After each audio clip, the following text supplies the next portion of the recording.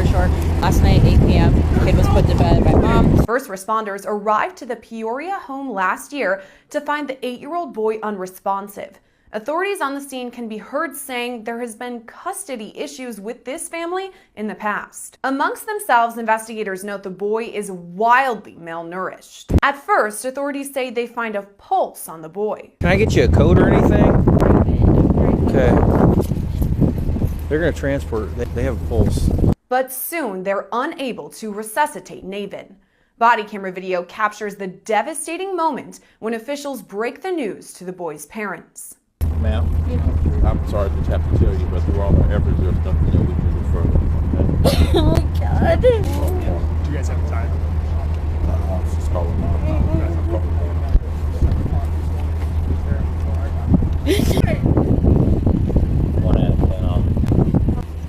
I've been telling you and the DCFS that he needed to be seen.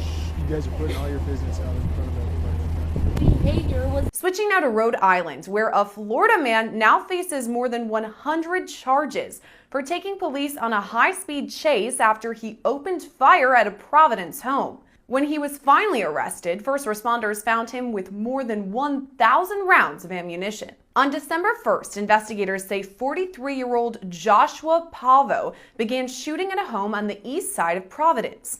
When police arrived, a car chase began. SUV, Florida police.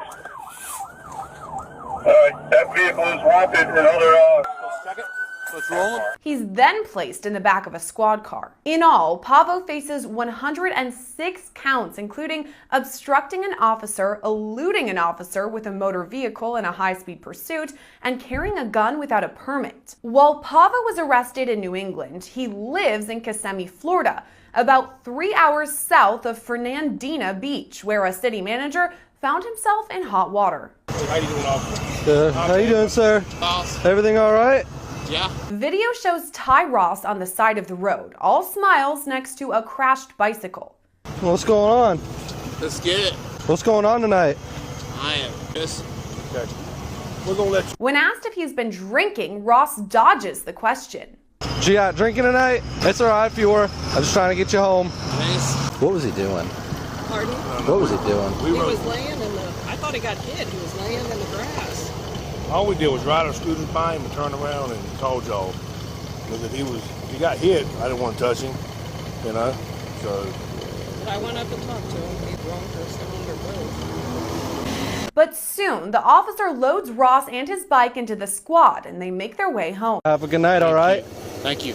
I appreciate your help. Yeah, no problem. Just a heads up. If you ever need a ride or whatever, give us a call and we'll try to get you home, okay? So that way you don't fall off on your bike and possibly get hit by a car, okay? Because that wouldn't be good. That's not good. No. Call us anytime, okay? You're welcome. Have a good night. Ross later apologized at a city commission meeting, saying he thought it would be more responsible to ride his bike rather than drive a car. He was not charged. But Lanisha Henderson does face charges for attempting to burn down the birth home of Martin Luther King Jr. You do it, you just smell gas. So she came back down, she dropped the can in the bushes and then came back down to grab her lighter. This story made national headlines when the 26-year-old was caught pouring gasoline on King's one-time home in Atlanta. 2 retired NYPD officers and tourists from Utah rushed to stop Henderson and detained her as they waited for first responders to arrive. She came up behind this heavy gas can, and at first she just seemed like she was kind of doing her thing, like I thought we were just watering. I just happened to be. So she came back down, she dropped the can in the bushes and then came back down to grab her lighter. Video shows officers cuff Henderson and walk her off to a squad car. What's going on? have a seat, bro. You know your name?